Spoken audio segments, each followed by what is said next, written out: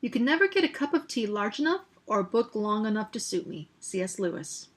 Hello, my name is Heidi Bromund and I am taking the Creative Writing Master of Fine Arts degree here at Full Sail University.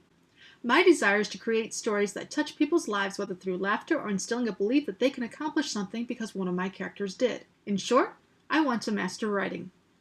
Last November, I completed one leg of my journey by earning my Bachelor's of Fine Arts in Creative Writing.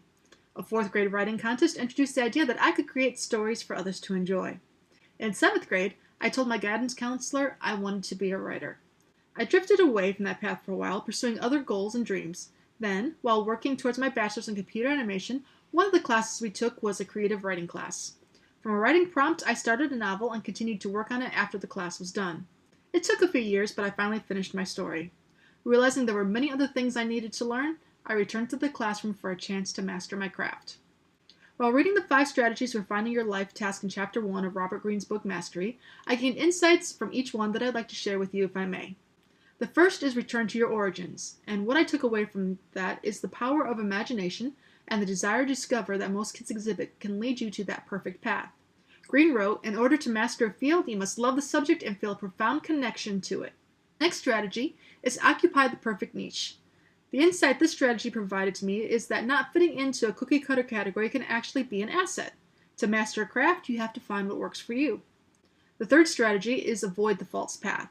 The insight I gained from this is there are many detours we come across, and it's our job to distinguish the roads we take for convenience and those that will lead us to fulfillment in our life's tasks. Greene writes that there are 2 parts to this strategy. First, to realize as early as possible that you have chosen your career for the wrong reasons, before your confidence takes a hit. And second, to actively rebel against those forces that have pushed you away from your true path. Greene's 4th strategy is let go of the past. What I took away from this is not to be afraid of change. Greene points out that this strategy that you don't want to abandon the skills and experience you have gained, but to find a new way to apply them. The final strategy is find your way back. What I most learned from this is the need for patience and to stay the course.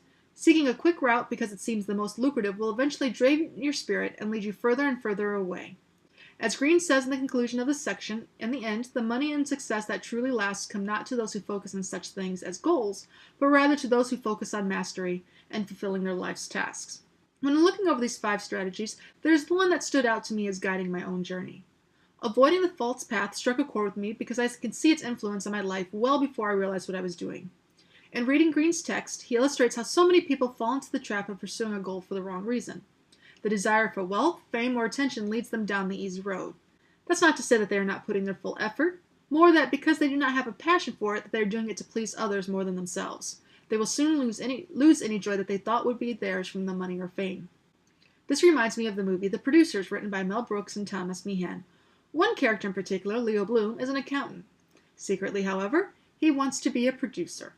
In the song Unhappy, he returns to work where a whole room of his fellow accountants are just as miserable as him. Bloom realizes what Greene talks about, that he's in the wrong field. And just as Greene says in the text, let your sense of rebellion fill you with energy and purpose. My own journey, of course, won't be resolved in 2 hours with grand musical numbers along the way, but I did have my own false path. As I entered high school, I decided I wanted to be a music teacher. My mom wanted me to pursue something in computers, as she said that music programs were always the first to be cut from school funding. My dad stuck up for me, and so I began my studies. A bad car accident kept me from returning to school for the fall semester of my junior year. During that time off, I had a realization that my passion for teaching music had faded. I drifted for a bit when I began to think my mom was right, that I should pursue something in computers, and so I earned my associate's degree in computer networking. I was proud of my accomplishment in completing my degree, but already I was feeling depressed. Fortunately, I found a way to take it and turn it back into my creative instincts, as this led me to explore computer animation. I was once again allowing my creative side to control my life. My ultimate desire is to become a published novelist, and though novel writing is not something we had the time to focus on with Full Sail's schedule in the bachelor's program, many of the rules and ideas I learned through the program still apply to make my story stronger.